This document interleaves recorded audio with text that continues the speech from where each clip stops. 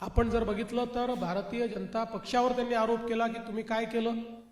मला सांगताना आनंद वाटतो, राजस्थानच्या पहिल्या महिला मुख्यमंत्री वसुंधरा राजे, मध्य प्रदेशच्या पहिल्या महिला मुख्यमंत्री उमा भारती, दिल्लीच्या पहिल्या महिला मुख्यमंत्री सुषमा स्वराज, गुजरातमध्ये पहिल्या महिला मुख्यमंत्री आनंदीबेन पटेल या भारतीय जनता पक्षाच्या काळात झालेल्या आहेत, त्या भारतीय जनता पक्षाच्या नेत्या होत्या। त्यामुळे आपण जर बघितलं तर त्यापूर्वी वर्षानुवर्ष या राज्यांमध्ये काँग्रेसचं राज्य होतं, पण एकाही महिलेला त्यांनी कधी मुख्यमंत्री बनवू दिलं नाही।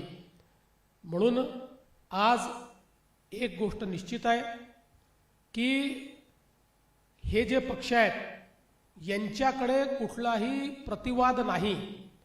मी तर आज त्यांना ओपन चॅलेंज देतो, ओपन चॅलेंज, की माझ्या स्तरातल्या कुठल्याही त्यांच्या नेत्यांनी माझ्यासोबत महिला विधेयकाच्या संदर्भात ओपन डिबेट करावी। ओपन डिबेट की याच्यामध्ये काय चूक आहे, या पद्धतीत काय चूक आहे, याच्यावर ओपन डिबेट करावी। ते करणार नाहीत, करू शकत नाहीत।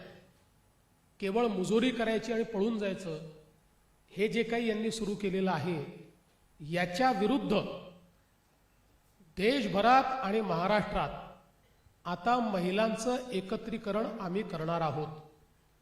आम्ही हे ठरवलंय की अशा पद्धतीनं जर महिलांच्या अधिकाराची भ्रूण हत्या होत असेल तर त्याच्या विरुद्ध लोकशाहीमध्ये जनमताचा रेटा ज्या दिवशी लक्षात येईल की आता महिलांना आपण तोंड दाखवू शकत नाही, महिलांना उत्तर देऊ शकत नाही, त्या दिवशी ही सर्व पक्ष वटणीवर येतील आणि महिला आरक्षण विधेयकाला हे मान्यता देतील।